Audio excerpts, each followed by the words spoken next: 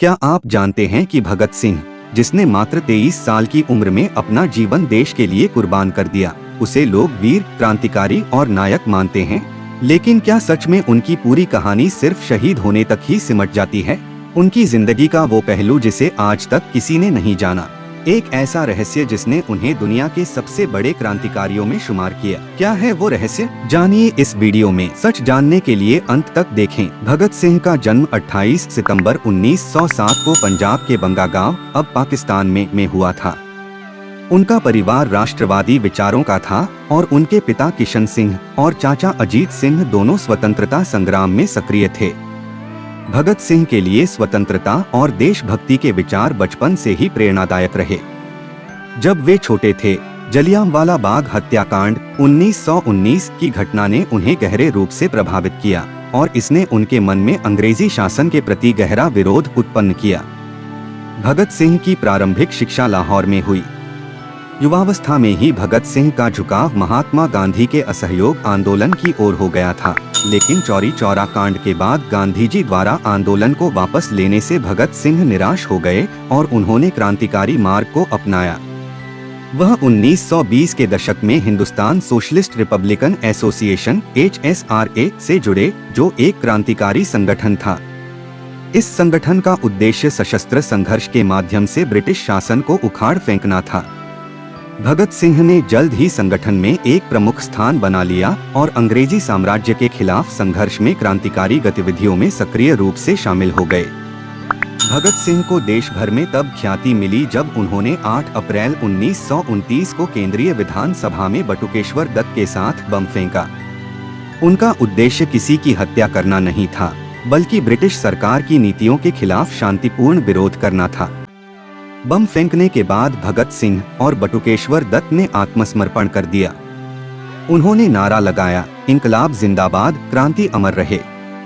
उनका यह कदम ब्रिटिश हुकूमत के खिलाफ एक सशक्त संदेश था और उन्हें तुरंत देश भर में क्रांतिकारी हीरो के रूप में पहचान मिली।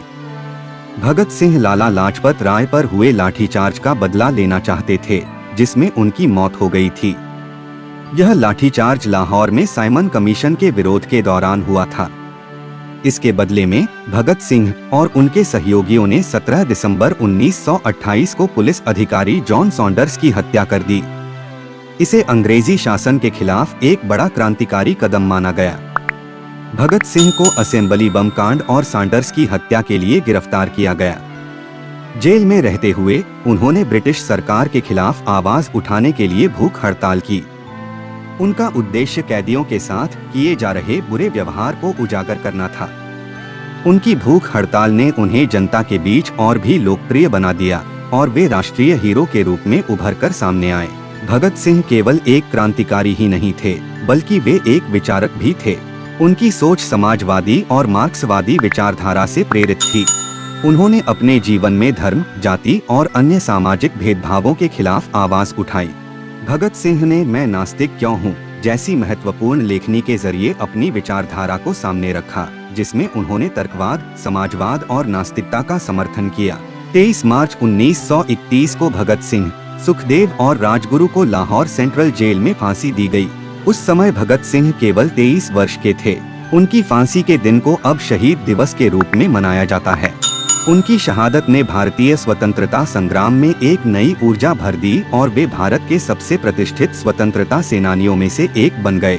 भगत सिंह आज भी भारत में क्रांतिकारी वीरता और बलिदान के प्रतीक माने जाते हैं। उनका नारा इंकलाब जिंदाबाद आज भी भारतीय युवाओं और स्वतंत्रता प्रेमियों के दिलों में गूंजता है। वे न केवल ब्रिटिश शासन के खिलाफ लड़े, बल्कि भारतीय समाज में व्याप्त अन्याय और असमानताओं के खिलाफ भी खड़े हुए। भगत सिंह भारतीय स्वतंत्रता संग्राम के सबसे वीर और प्रेरणादायक नेताओं में से एक थे। उनका जीवन, बलिदान और देशभक्ति का जज्बा आने वाली पीढ़ियों के लिए प्रेरणा स्रोत है। उनकी क्रांतिकारी सोच और अडिग साहस ने उन्हें एक अमर स्वतंत्रता सेनानी बना दिया और वे भारतीय इतिहास में सदा के लिए अमर हो गए।